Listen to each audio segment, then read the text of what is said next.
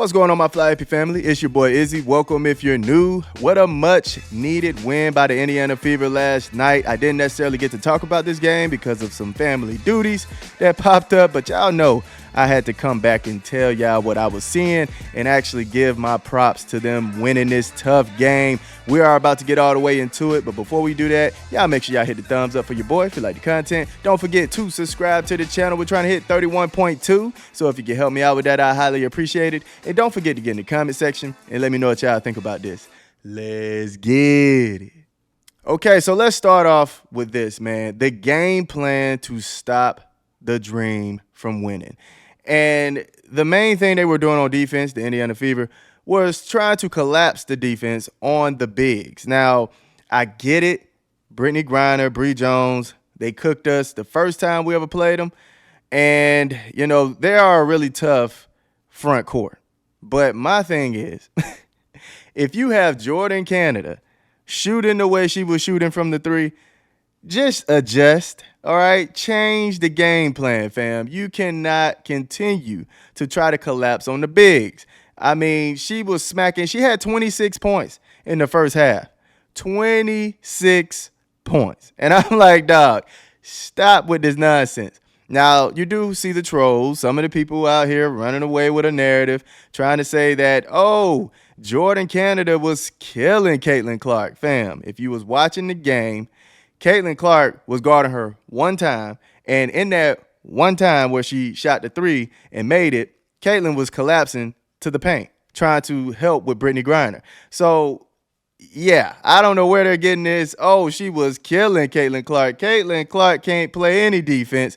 Fam, she did not make all those shots over Caitlin Clark. If anything, she shot it twice over Sophie while Sophie was standing there. Of course, I'm telling her to close that gap like Deion Sanders in the Affleck commercial. But most of her shots was a switch with Kelsey Mitchell, Sophie. It was just them trying to collapse on the bigs that kept leaving the perimeter open. And I'm like, man, stop doing that. We're getting killed at the perimeter.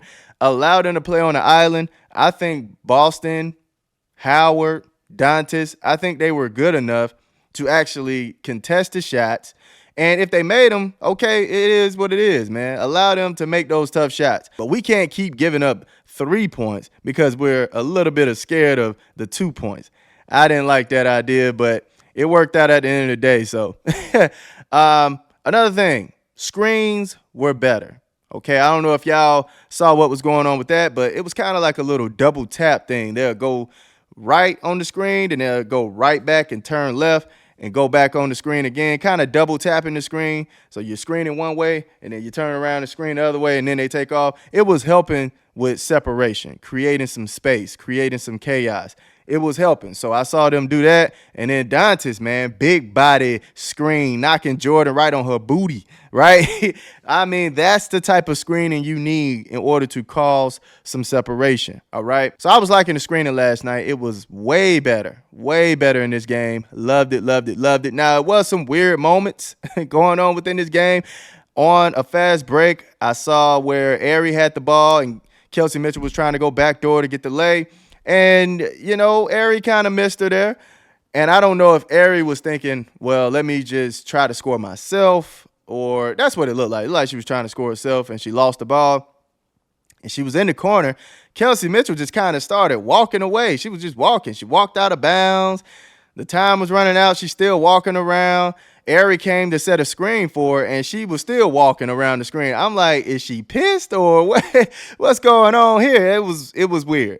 And even the commentators was like, you know, she looked like she was frustrated. So I think she might have been upset about not getting the ball on that one, but we have to continue to play hard. You're going to get missed, all right? You had Boston missing Caitlin Clark on a backdoor. You had Ari missing Howard on a backdoor that she was wide open on. So it's going to happen, all right? You have to just continue to play as hard as you can. Now, I do see Caitlin Clark getting frustrated at times about her shooting. And at the end of the day, you know, I think she has to have the short-term memory, honestly. She has to have the short-term memory. Just move forward. It is what it is. Shooter's going to shoot to get out of the slump. That's the only way you can. And although she went 5 of 17, 1 of 7 from the three, a bad day of shooting, she still did her job with facilitating, right? And also in the second half, she played tremendous defense on Jordan Canada and had her cold, fam, cold. All right. So at the end of the day, is if you're doing your job as a guard, I love it. I love it. Plus 12, had 12 points even while struggling. I'm fine with it, man. She did her job, and she's always a threat, no matter how she's shooting. She's always a threat, and she's always helping the floor open up. So it's always important to actually run the offense through Caitlin Clark because at the end of the day, that pick and roll is extremely dangerous, right? And we're going to talk about that too. But the pick and roll is extremely dangerous, and also she knows how to find her teammates. Now, I do believe Howard and Boston don't necessarily need to be on the floor together because Boston and Howard both dominate in the paint. That's where they like to get their shots off. So, if anything, I think Howard could probably be in with Dantas, and Dantas can also be in with Boston because Dantas can actually stretch the floor and she can shoot from the top of the key, as we saw, right? And they were leaving it wide open at times. So I think, if anything, Howard and Boston don't need to necessarily be on the floor together. And it was a pick and roll situation where Caitlin used Boston for the pick and roll, but Howard was backdooring. So it kind of limited Caitlin Clark from running more to the right so she could actually allow Boston to come down on the roll and dump it to her, bring Brittany Griner out of the paint.